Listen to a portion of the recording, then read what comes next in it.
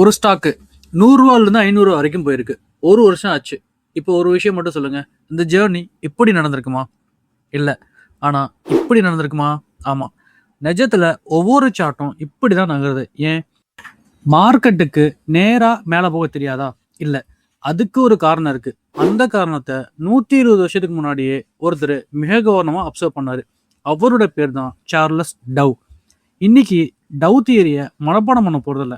அதுக்கு பதிலா மார்க்கெட் ஏன் இப்படி நகருதுங்கிறத புரிஞ்சுக்க போறோம். நீங்க எவ்வளவு வேகமா நடந்தாலும் ஒரே மூச்சுல 10 கிலோமீட்டர் நடக்க முடியுமா? முடியாது. கொஞ்சம் நடப்போம், கொஞ்சம் ஓய்வு எடுப்போம், மறுபடியும் நடப்போம். அதுதான் இயல்பு. ஒரு மாரத்தான் ரன்னர் கூட ஒரே வேகத்துல முழு ரேஸையும் ஓட மாட்டாரு.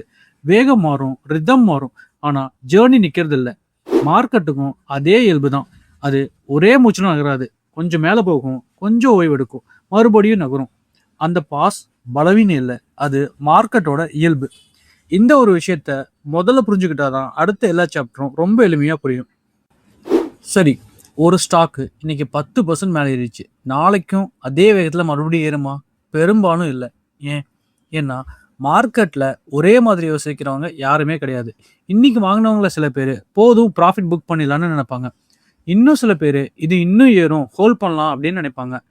வேற சில பேர் அடடா லேட் ஆயிடுச்சே அப்படின்னு அவசரமா வாங்க வருவாங்க. அதே நேரத்துல சிலர் இவ்வளோ ஏறிச்சே இப்ப வாங்க வேணாம் அப்படின்னு காத்திருப்பாங்க. இந்த ஆயிரக்கணக்கான வேறு வேற முடிவுகளோட கூட்டுத்தொகை தான் சார்ட்.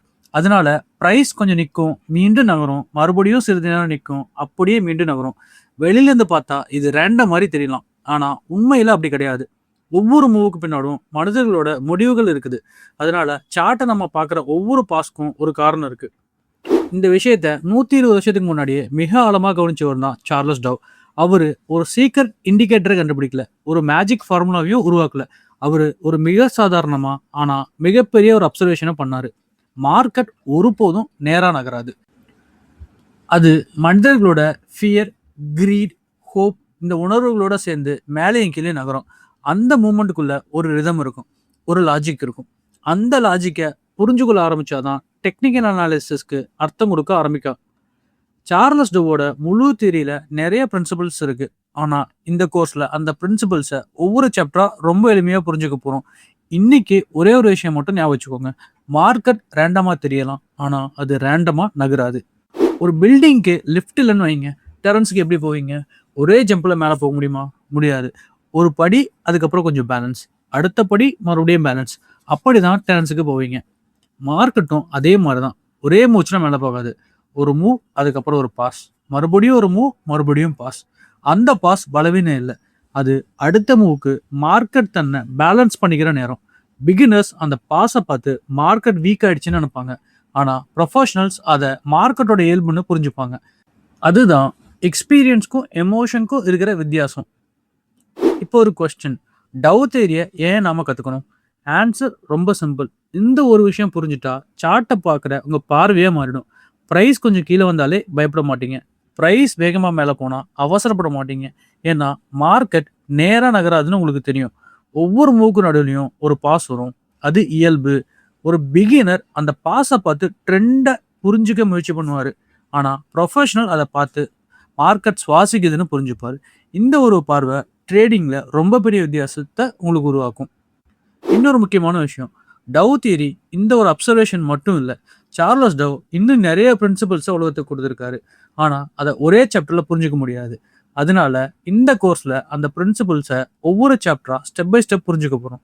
இன்னைக்கு ஃபவுண்டேஷன், அடுத்த சாப்டரில் அதுக்கு மேலே அடுத்த லேயர், அப்படியே ஒரு பில்டிங் மாதிரி ஒவ்வொரு சாப்டர்லையும் ஒன்றின் மேல் ஒன்றா கட்டிக்கிட்டே போகலாம். இன்னைக்கு நம்ம ஒரு ஃபார்முலாவாக மனப்பாடம் பண்ணல, ஒரு இண்டிகேட்டரையும் கற்றுக்கல, அதுக்கு பதிலாக ஒரு புது வியூவை கற்றுக்கிட்டோம். இனிமே சார்ட்டை பார்க்கும்போது ப்ரைஸ் நேராக மேலே போகலையேன்னு யோசிக்காதீங்க. அதுக்கு பதிலாக உங்களையே ஒரு கொஸ்டின் கேளுங்க, இந்த மார்க்கெட் இப்போ ப்ரீத் பண்ணிட்டு இருக்கா? இந்த ஒரு கொஸ்டின் உங்கள் எமோஷன்ஸ்ல இருந்து அப்சர்வேஷனுக்கு கொண்டு வரும். அதுதான் ப்ரொஃபஷனல் திங்கிங்கோட ஆரம்பம். ஹோம்ஒர்க், ஏதாவது 5 நல்ல ட்ரெண்டிங் ஸ்டாக்ஸை தேர்வு பண்ணிக்கோங்க. அனாலிசிஸ் எதுவும் பண்ண வேணாம், ட்ரேட் எடுக்க வேணாம். ஒவ்வொரு சார்ட்லையும் ப்ரைஸ் எங்கே கொஞ்சம் நேரம் நின்றுச்சு அப்படிங்கிறத மட்டும் மார்க் பண்ணுங்க. பிறகு உங்களையே ஒரு கொஸ்டின் கேட்டுக்கோங்க, ஒவ்வொரு பெரிய மூவுக்கு முன்னாடி மார்க்கெட் சிறிது நேரம் ப்ரீத் பண்ணுச்சான்னு அப்சர்வ் மட்டும் பண்ணுங்க. அதுவே இந்த சாப்டரோட வெற்றி. இன்னைக்கு மார்க்கெட் நேராக நகராதுங்கிறத புரிஞ்சுக்கிட்டோம். ஆனால் அந்த மூவ்மெண்ட்டுக்குள்ள ஒரு ஸ்ட்ரக்சர் இருக்குது. சில பாயிண்ட்ஸ் ரொம்ப முக்கியம், சில பாயிண்ட்ஸ் சாதாரண நாய்ஸ். அந்த வித்தியாசத்தை புரிஞ்சுக்கிட்டா தான் சார்ட் ஒரு பிக்சர்ல இருந்து ஒரு மேப்பாக மாறும். அடுத்த சாப்டரில் அண்டர்ஸ்டாண்டிங் த மார்க்கெட் ஸ்ட்ரக்சர் மூலமாக ஒரு சார்ட்டோட ஸ்ட்ரக்சரை முறையாக பார்க்க போகிறோம். See you in next chapter.